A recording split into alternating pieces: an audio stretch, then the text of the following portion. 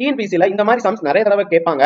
So x by x equal to 5 அப்படின்னா x square plus 1 by x square உடைய மதிப்பு என்ன அப்படின்னு சொல்லி கேட்பாங்க. இதுக்கு நீங்க ஃபார்முலா போட்டு அதுக்கப்புறம் வந்து பாத்தீங்கன்னா நீங்க பண்ணீங்கன்னா ரொம்ப லென்த்தா இருக்கும். அதாவது ஸ்கொயரிங் ஆஃப் போத் சைட் பண்ணணும். அதுக்கப்புறம் நமக்கு வந்து ஒரு ஈக்குவேஷன் கிடைக்கும். அந்த ஈக்குவேஷனை நீங்க வந்து சால்வ் பண்ணீங்கன்னா உங்களுக்கு வந்து அதாவது a plus b whole square உடைய ஃபார்முலா போட்டு நீங்க ஈக்குவேஷன் சால்வ் பண்ணீங்கன்னா ஆன்சர் கிடைக்கும். இவ்வளவும் பண்றதுக்கு உங்களுக்கு டைம் இருக்காது. சோ இப்போ x plus 1 by x equal to 5 ன்னு சொல்லிருக்காங்கல்ல. சோ அப்ப கேட்டுக்கிறது இதுதான். சோ அப்ப 5 ன்னு போட்டுக்கோங்க. என்ன கேட்டிருக்காங்க? ஸ்கொயர் கேட்டிருக்காங்க. சோ அப்ப ஸ்கொயர்னு போட்டுக்கிட்டு மைனஸ் இங்க பிளஸ் இருக்கிறதுனால மைனஸ் போட்டு எவ்வளவு பண்ணிருக்கோமோ அடுக்கு என்ன இருக்கோ அதே நம்பரை நீங்க மைனஸ் பண்ணணும். சோ அப்படி பண்ணீங்கன்னா 25 மைனஸ் 2 ஆன்சர் 23. இதுதான் இதுக்கான ஆன்சர். உங்களுக்கு இதுவும் क्वेश्चन கேட்பாங்க. x ஸ்கொயர் கொடுக்காம x கியூப் வந்து பார்த்தா क्वेश्चन கேட்க வாய்ப்பு இருக்கு. அதுவும் நான் சொல்லிடுறேன். ஏன்னா இதுல ஒரு சின்ன ட்விஸ்ட் இருக்கு. என்னன்னு சொல்லிடுறேன். சோ 5 ன்னு போட்டுக்குவீங்க. கியூப் இருக்கிறதுனால கியூப், பிளஸ் இருக்கிறதுனால மைனஸ். இங்க என்ன அடுக்கு பண்ணீங்களோ அதே தான். அதாவது போறீங்க. சோ அப்ப 3 போட்டுக்கிட்டு இங்க வந்து பாத்தீங்கன்னா into 5 போட்டுக்கணும். ஓகேயா? சோ அப்பதான் வந்து இதுக்கு ஒரு சில இது இருக்கு. நான் சொல்றேன். ஃபுல் வீடியோல எல்லாமே உங்களுக்கு வந்து வரும். ஷார்ட்ஸ்ல எல்லாமே சொல்ல முடியல.